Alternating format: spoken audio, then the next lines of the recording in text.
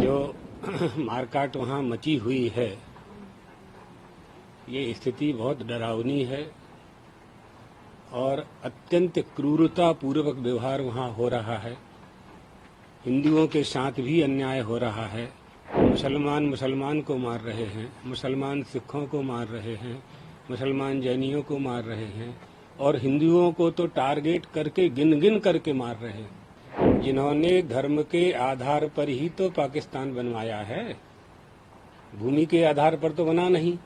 भारत में रहने वाले मुसलमानों को ये विचार करना चाहिए कि वो यहाँ सुरक्षित हैं, कि पाकिस्तान में सुरक्षित हैं, कि बांग्लादेश में सुरक्षित हैं। कहाँ सुरक्षित हैं वो? जो मारकाट वहाँ मची हुई है, ये स्थिति बहुत डरावनी है और अत्यंत क्रूरता पूर्वक व्यवहार वहाँ हो रहा है। हिंदुओं के साथ भी अन्याय हो रहा है। मुसलमान को मार रहे हैं, मुसलमान सिखों को मार रहे हैं, मुसलमान जैनियों को मार रहे हैं और हिंदुओं को तो टारगेट करके गिन गिन करके मार रहे हैं। जिस प्रकार से बहुत सारे हिंदू को इंडिया में लाया जा रहा है, तो बांग्लादेश के जो हिंदू हैं उनको इंडिया में जगह दी जाए, ऐसा कुछ हो सकता है क्या? क्यों नहीं हो सकता है? तो शासन को निर्णय लेना है, सरकार को निर्णय लेना है। जिन्होंने धर्म के आधार पर ही तो पाकिस्तान बनवाया है, भूमि के आधार पर तो बना नहीं। धर्म के आधार पर ही पाकिस्तान बना।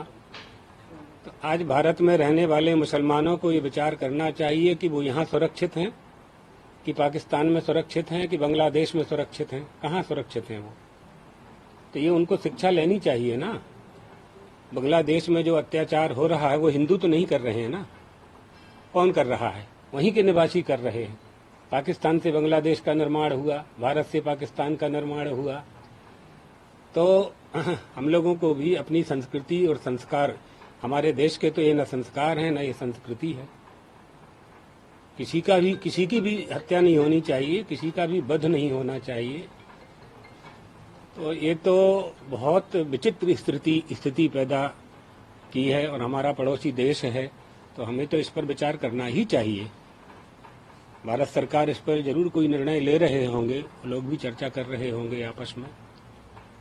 क्या परिणाम आता है देखते हैं। बाकी सारी कंट्री, ह्यूमन राइट कमीशन, ये सब लोग आज कुछ न कुछ होना चाहिए, मगर बांग्लादेश में कहीं ये नहीं। इस मामले तो इस संबंध में कोई भी पक्ष नहीं ले सकता है।